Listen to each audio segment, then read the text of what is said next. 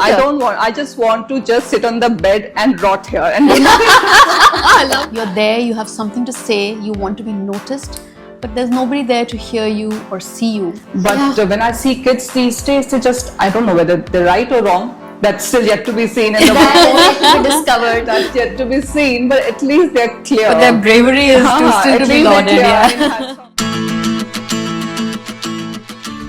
When did you stop shrinking? That's the first question I have for the SOAR table at Lark. When I came up with that topic, the first thing that came to my mind was this old movie, I don't know if you would have seen it. It was called Honey, I Shrunk the Kids. And you know, in a way, the ethos is the same. You're there, you have something to say, you want to be noticed, but there's nobody there to hear you or see you. And you're in danger of being forgotten. So that for me changed when one day, nothing special was happening, but I paused and I said, I'd like to finish my point. That was it. That was the click. That was the penny drop moment for me. So Deepa, Pranjali, thank you so much for joining me today at the first SOAR table. Deepa, when did you learn to take up more space that you needed and deserved?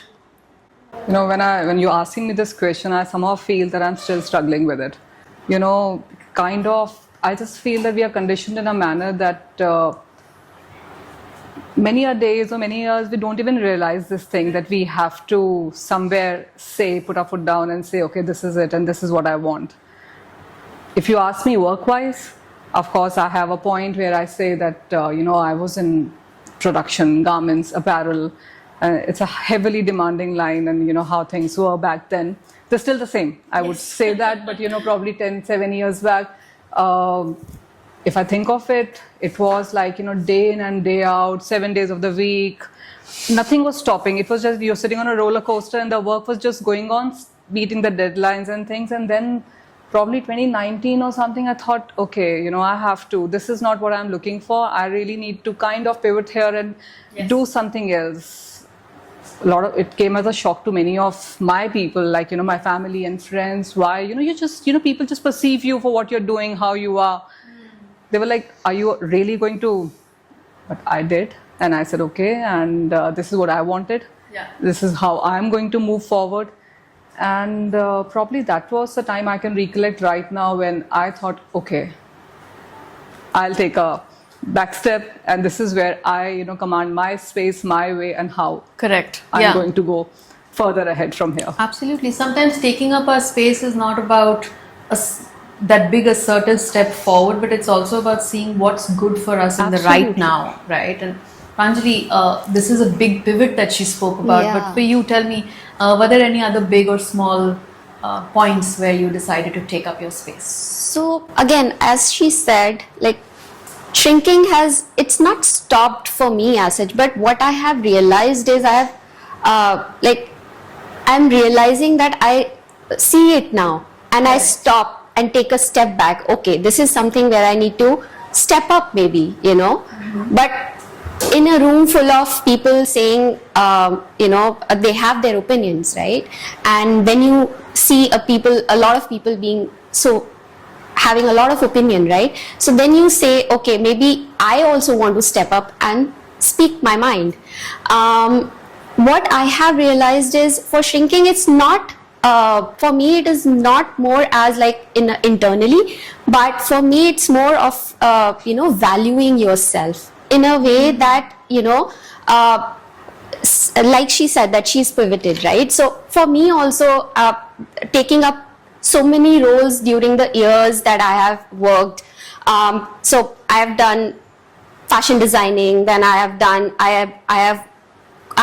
was a co-founder of a travel planning company called Tripoetic. I worked for it for almost 7 years. Then when I came into the corporate side of it, I really did not know what my value is. And at that point of time, I thought maybe that is something that is, you know, kind of stopping me or making me think if I am, you know, shrinking. And at that moment, I realized I have to step up and understand and make other people also understand. So this is where I'm coming from. I've donned so many hats in my when I was a co-founder of Tripoetic, as in the marketing side of it, in the PR side of it, also as customer representative. And I didn't know how to frame myself and how to, make my value seen to the world. Now I think I am at the space that I can and I want to show my value. And I have realized that after, I think even in the corporate side of it, after 4-5 years of experience, that I had so much experience. Why did I at that point, why did I shrink myself and put accept myself- something which is less than your Yeah. capability? Yes, Yeah. absolutely. So that is Absolutely. something that I have realized, and still coming up and thinking, okay, I want to put myself at Yeah. some pedestal so that I can aim higher after that. Absolutely, Yeah. absolutely. I think there's. Sorry, please continue. I'm saying that's how the working community operates here. Yeah. Yes. Unless you. Nobody's going to take you seriously unless you go and tell themselves, okay, I'm here Exactly. on the pedestal, you have to notice me. Yes. If you don't do it, nobody has the time or nobody has the willingness to, appreciate maybe the other facets of a Correct. human being. You may be a good worker, good Yeah. organizer, administrator, designer, everything put together. But you have to just, rise above a step and say, oh, I am there. I'm here. here. Listen I'm to already me. doing Listen, that. yeah, I'm so, already doing so many things that are aspirational, right? I mean, for me, what's very interesting about both your answers is that the concept of shrinking away from who you actually are is not something that's in the rear view mirror for either of us, for any one of us actually, and we're still dealing with it in different facets of our life. Maybe some things we've been able to beat it, right? But it is an ongoing conversation that we need to have with ourselves, and hopefully more professionals are doing that as well.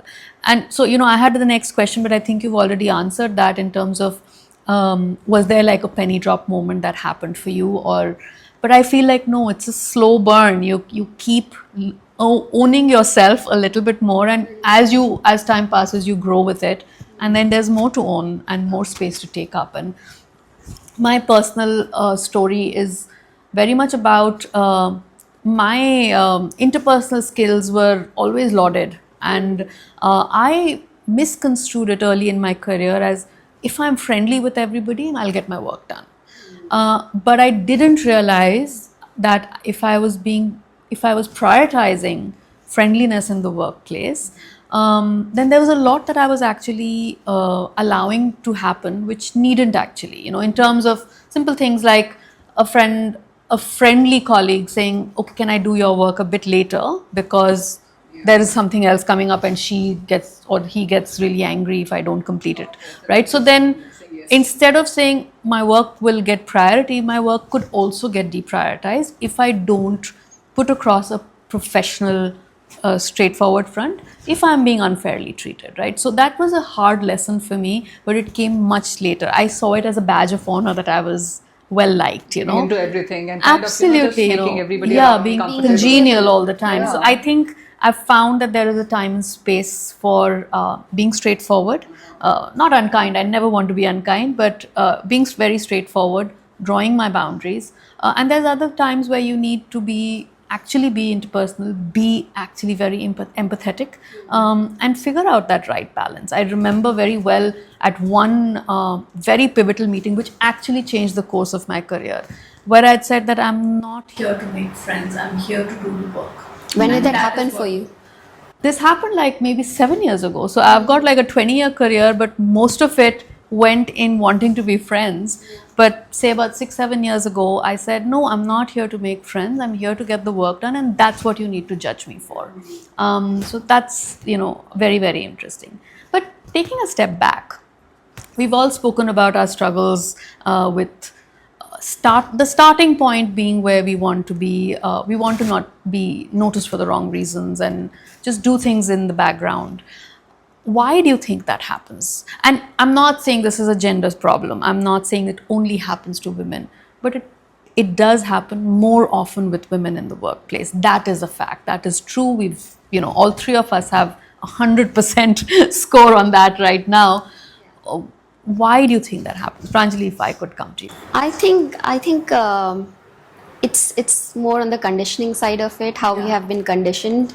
I see my mother, being agreeable to everything. My father, my in-laws, her in-laws, whoever is saying, even us, we tell her, okay, they do things certain way, and she's, yeah, sure. So that is something that we have. I think it's a little bit of conditioning for women. But other than that, in the workplace, I think it would be more in terms of you don't want to be the odd one out. Yes. You want to be, okay, if a senior or a boss is saying something, Correct. maybe you agree to it and, not have a really opinionated side of, conversation, so that, things go along well. Yeah. So that is something that I feel that... Again, I guess it's a very I'm noticing it now. Probably my daughter is 19. Yeah. So I feel that our generation was kind of conditioned for that. Never take a step back. Just be and just say yes to everything. Just say Probably, yes to It everything. was just taken as a lot of pride that okay, even if you don't know something, you have to still say, yeah, I can do it. I can do Correct. it. I'll Yes, learn it. yes. Probably I'll go home and learn it. However, I will. But at least on the face, I can't refuse a task Correct. or a job. But Yeah. when I see kids these days, I don't know whether they're right or wrong. That's still yet to be seen in the world. that is yet to be discovered. That's yet to be seen. But at least they're clear. But their bravery is still at to be least they're lauded. clear. Yeah. I mean, hats off to them for at least speaking their mind and their Yes. heart and accepting who they are and what they are, what they like, subjects and all. I guess during our times, even education, our higher studies, a lot of this was governed by factors which was not just us, Yeah. Correct. people around us, everything. As you said, conditioning.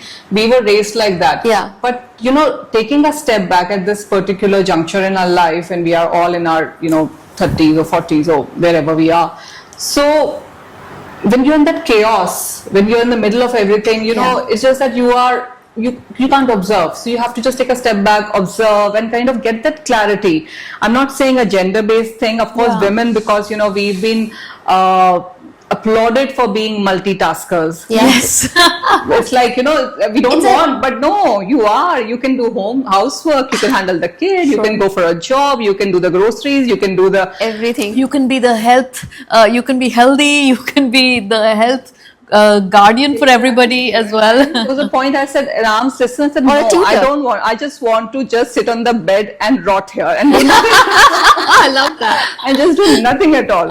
I mean, Yeah. and of course, people are not ready for it. Your Yeah. family, your kids are not ready for it. How can mama say a Absolutely. thing like this? you know? Yeah, exactly. But you have to put yourself first. I don't know. And still, it's not like one day you decide, second day you come back to your usual self. Okay, still getting up at 5 in the morning till night, you're doing your Absolutely. thing. But yeah, in breaks and spurts, you just, finding the true self at the same time, pleasing everyone. It's a thing that It's a seesaw Yeah. that we try to manage. how life is. You That can't put is, life yeah. in slots. You can't say, okay, this morning, not for the next 4 months or the next rest of my life, I'm going to be like this. I No. feel it just doesn't happen. Exactly. You just keep learning through the way and So generational social conditioning, peer pressure, so many things that have got us to where we are, and then now we're doing a little bit of self-realization, self-awareness, and coming up with. So on that note, I'm very sorry that I've got you here so early on a Saturday morning. But it's for a good cause, it's for a good chat, right? But have you ever had to pay a price for this learning, this growing into yourself that you've had? Deepa, if I could. yeah, I mean, the time when I realized that biggest fan of my career, I had my own work. I was my own boss. But then something happened and, some whatever decisions I took and I joined someone. I mean, with all the promises that, you're coming as a, you will not be dictating your timings and this and that. And however, the promises are made but not kept many a times. It was, as I said, it was apparel and we all come from, garments and manufacturing exports and things. It was like you are running against time, the deadlines, Correct. this, Yes. that. There's no value for time. I felt that, as a country, we still don't have any boundaries between the personal and the professional, at least where the apparel industry is concerned. Yeah. You know, if Yeah. it's a 7 days work, 24/7, overtimes, this, that, and everything put together. My daughter was, you know, she was probably 10, 11 at that time. So I said, no, I have to, you know, again, as a mother or, you know, as a woman, you think, okay, no, you have more priorities than just work. So, and when I went and discussed with the same people, they somehow felt, no, if you can't commit this much, then there's, you have to call it a day. Right. You have to, you know.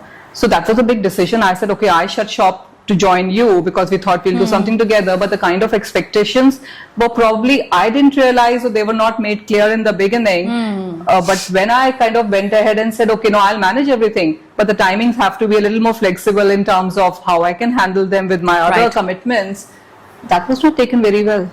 That was not Right. taken well because, you know, people said, no, I think there are more people available. We are a country of people. So, you know, more Yes. people Yeah. who are ready to commit that Of much, course. then it's okay. So I said, okay, then if that means, Yeah. you know, going back home and thinking of starting your career all over again, then let be that. Let it So, be. Yeah. So it's really about not worrying about, I mean, that's what I'm getting from this conversation, that it's sometimes taking up your space is not worrying about the outcome, Of course. but realizing what it's doing to you internally. And how is it impacting your output for the work that you're going to get your salary and your bonuses for. And ultimately, whether we are self-employed or whether we are working for a company, we're doing it for a monetary reason, Bilkul. Yeah. right?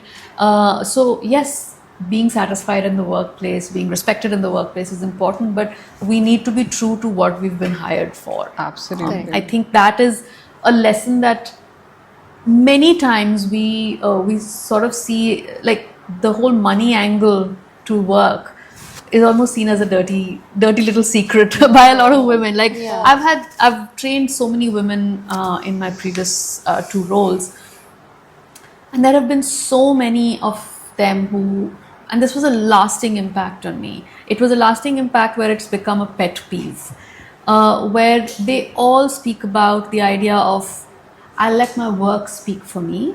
I don't need to speak about my work. And I feel like that's the worst advice Yeah. that we can give to ourselves or to the younger generation that's coming in.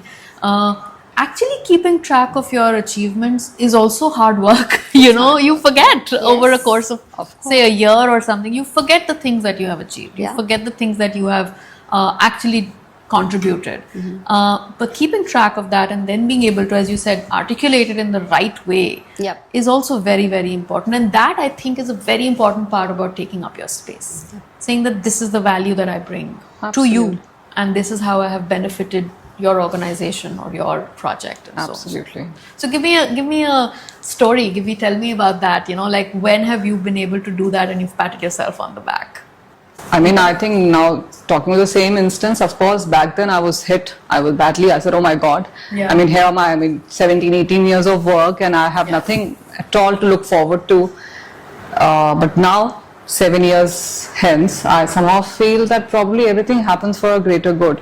Yeah. Maybe it was not meant to be, or, I keep repeating, again, I'll take my daughter's thing. She said, for everything you have to say, everything is for a greater good. Something better is going to come out of it. So, how... So now when I She's think... philosophical. So there, probably there was a break in between. I could give good time at home. I could just think and reorganize a lot of things. Things in my brain probably, not more the physical things around me, but how I wanted to move ahead.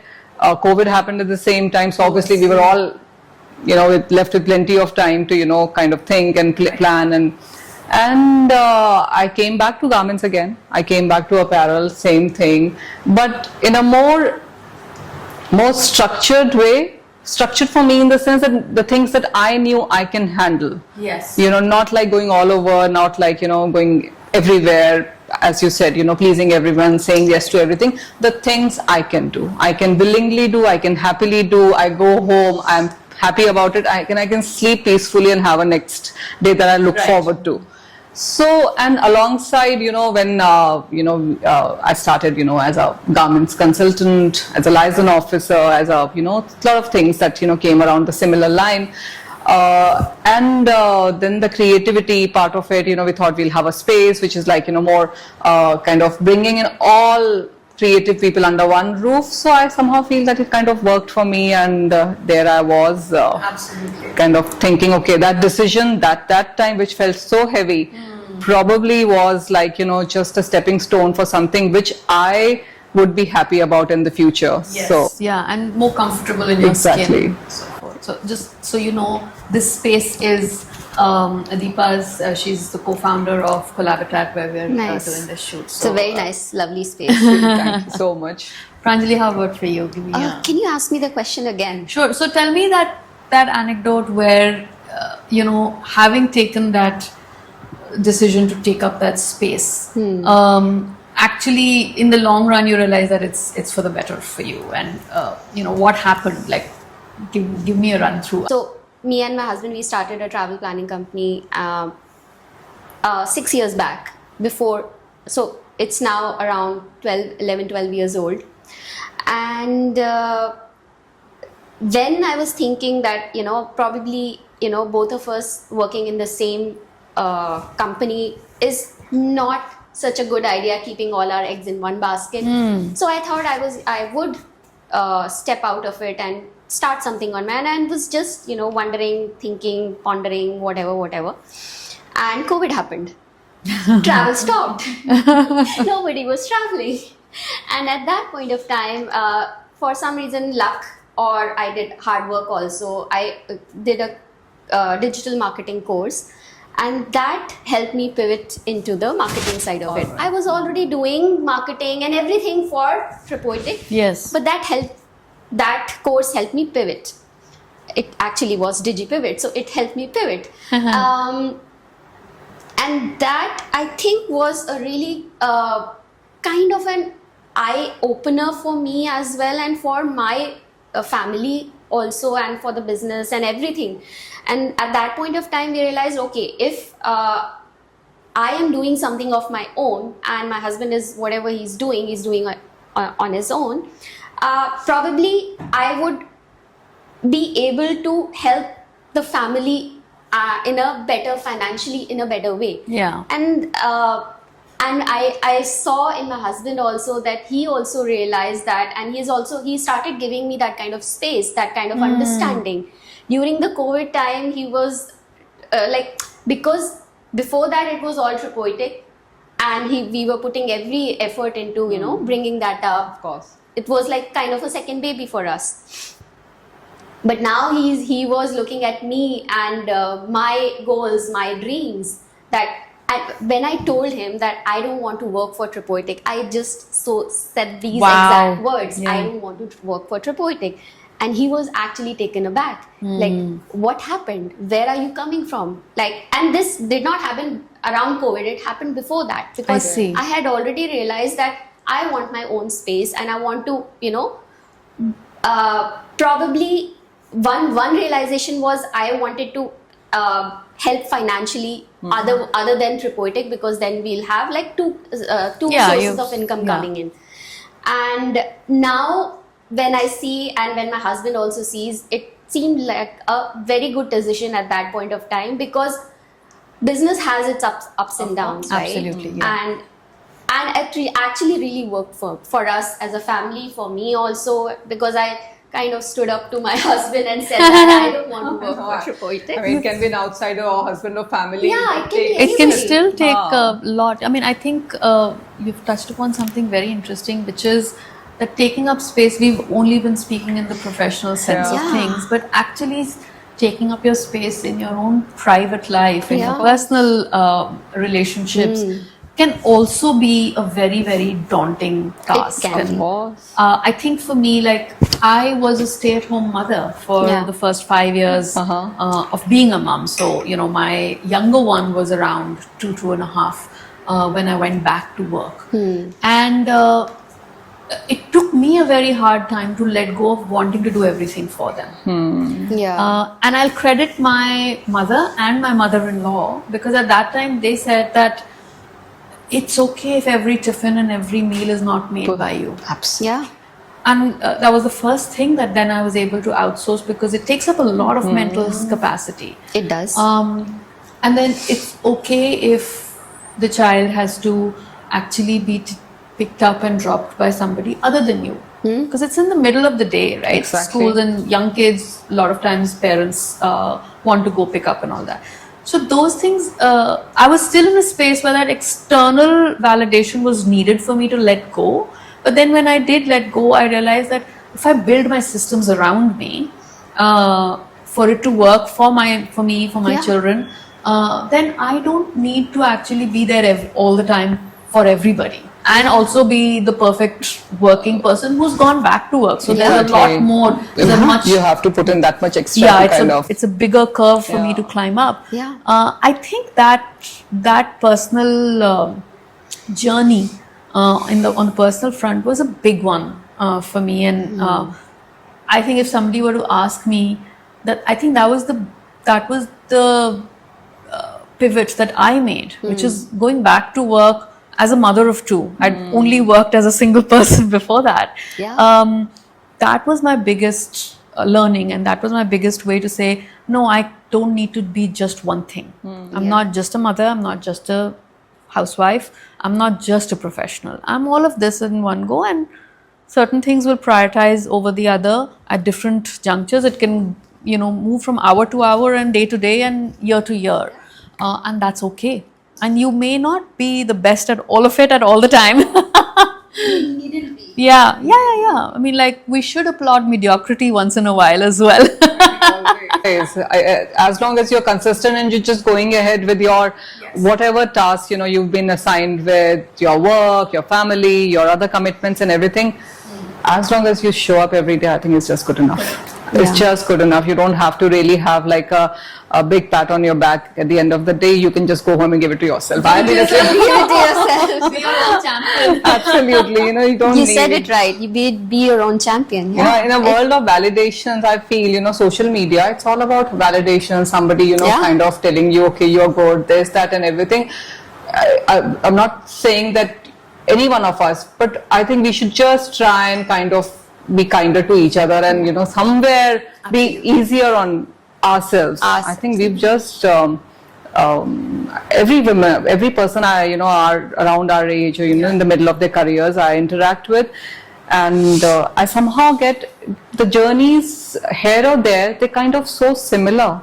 Yes. Everybody has had their, how you went back to your work. I left my work and went back to my child. Yeah. She had a thing with her husband and things. How, somehow, somewhere we have touched wood, we've given importance to everything in our life. So, of course, there have been certain instances where we felt let down or kind of, in confusion how to move ahead. But I think we've all done good. Absolutely. So, on that note, I think you were more or less speaking to women at large, but I would love for both of you to give one piece of advice that you would either to the younger generation. I know we've said so much about learning from the younger generation, but if there is something that hard-earned experience has taught you, what would you say to women who are starting out or women who are midway through their careers? And whatever you do, at the top of it, at the mediocrity of it, or the lowest of it, at the end of the day, you should be able to go home and able to sleep well. My mantra in life is just, as long as you don't carry your stress or whatever has happened to you through the day to your bed, you're able to give that importance to that cycle of life. I think everything is good. That doesn't matter. That's beautiful. It That's just doesn't very, matter. very nice. It just doesn't matter. Most of it is like Yes. coming and going, and we're all going to be here. I think for me, it would be you value yourself, but show your value to others. Correct. I would say that, not speak more, but speak often enough for you to be valued in wherever you're working, whatever you're doing. It can be like in a personal situation as well. Correct. So value yourself, be in your own zone, I guess. Yeah. I think youngsters are, as we already had discussed. Correct. But just value yourself and speak about it.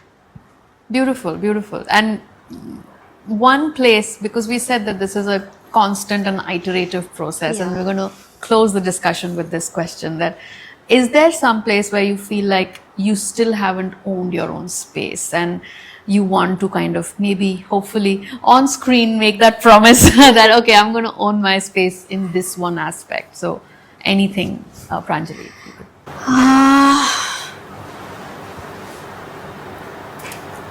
It's like still again, as you said, that iterative process. So I'll pass it on to you. I'll Okay. just I mean, think I'm also yeah, thinking, about I it, don't know. sure. I think fully or partially, I think I have owned my space. Amazing, amazing. I have, whatever I feel, it's okay. This is what I am. Yes. Take it or leave it, but this is how it is. So Yeah. it's like, So being comfortable with Exactly. ourselves is great. I think that is another great piece of advice that we can give. Yeah. Not that this is meant to be an advisory I know. group, but we're only discussing our own lives. Yeah. But yeah, I mean, I think somewhere or the other, I still feel like, and this is a bit of a confessional, but I still feel I get intimidated in with strangers, and having started Lark, I owe it to myself and to the company to meet as many new people as possible, get as many different points of view as possible. I still feel I have to pump myself up for that. I just want that to become a little bit more natural to me, and this is a personal hope that I have for myself. I feel like I still feel like, do I have a space in this conversation? But hopefully that should change as things go forward. So of course, of course, yeah. it's just so nice to meet like-minded. One of the things that for the space was, when Gauri and I we started, of course, again apparel is the main thing of it, but the creative space Collabitat, we thought, how like-minded people can come together, and Yeah. there's so much to learn, there's so much to Absolutely. understand. It's like a never-ending a curiosity about how various people from various walks of lives, age groups, professions, how they come together. So probably that's one of the reasons that both of us are really enjoying this thing. Yes. At this point of our careers, we're like, okay, this is giving us immense satisfaction in terms Joy. of whatever else has not brought in so many years.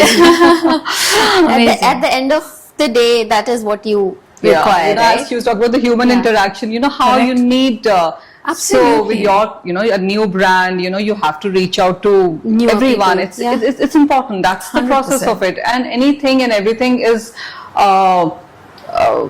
everything is human centric. Everything. How you do it, with how you sell, how you make, and especially in this day and age. I mean, I'm hearing a lot of people. It's all about communities, like you have Absolutely. your kind, if you have a line of work, your line of apparel, how there's a community around that. Absolutely. So that's reaching out, touching everybody's lives, that's so important. Absolutely. And I think this is the start of our community as well on the Soar Table. So thank you very much for being my first two guests, and you so hopefully next few conversations will be as fun, and when we do the next session you guys can come in again. Thank you so much for having me. Thank you. Thanks a lot.